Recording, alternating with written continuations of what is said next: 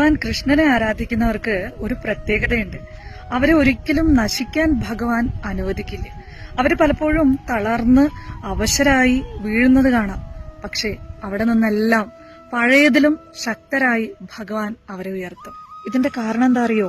നമ്മൾ ഭഗവാനെ സ്നേഹിക്കുന്നതിന്റെ 10 മടങ്ങായിട്ട് ഭഗവാൻ നമ്മളെ സ്നേഹിക്കുന്നുണ്ട് എന്നുള്ളതാണ്. അനുകൂലമായിട്ടുള്ള സമയം വരാനും നമ്മുടെ കർമ്മ ദോഷമില്ലാണ്ടാവാനും വേണ്ടിയിട്ടാണ് ഭഗവാൻ കാത്തിരിക്കുന്നത്. നമ്മൾ അനുഭവിച്ച വേദനകളെല്ലാം മഞ്ഞുപോലെ ഉരുക്കിക്കളഞ്ഞ് നമുക്ക് നമ്മുടെ ജീവിതത്തിൽ നമ്മൾ ആഗ്രഹിക്കുന്നതിലും അല്ലെങ്കിൽ നമ്മൾ അർഹിക്കുന്നുണ്ടോ എന്ന് പോലും തോന്നുന്ന രീതിയിലുള്ള മാറ്റം നമുക്ക് ഭഗവാൻ നൽകും. അതാണ് ഭഗവാന്റെ സ്നേഹം.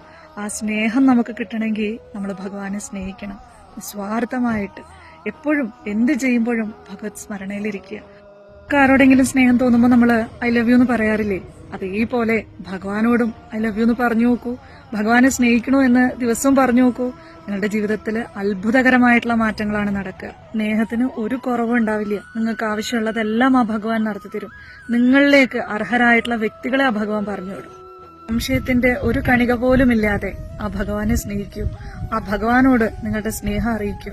ആ ഭഗവത് സ്മരണയിൽ ജീവിക്കൂ. എപ്പോഴും ആ ഭഗവാന്റെ പ്രൊട്ടക്ഷൻ, ആ ഭഗവാന്റെ സഹായം നമുക്കെപ്പോഴും ഉണ്ടാവും. എല്ലാവർക്കും ഭഗവാന്റെ അനുഗ്രഹം ഉണ്ടാവട്ടെ.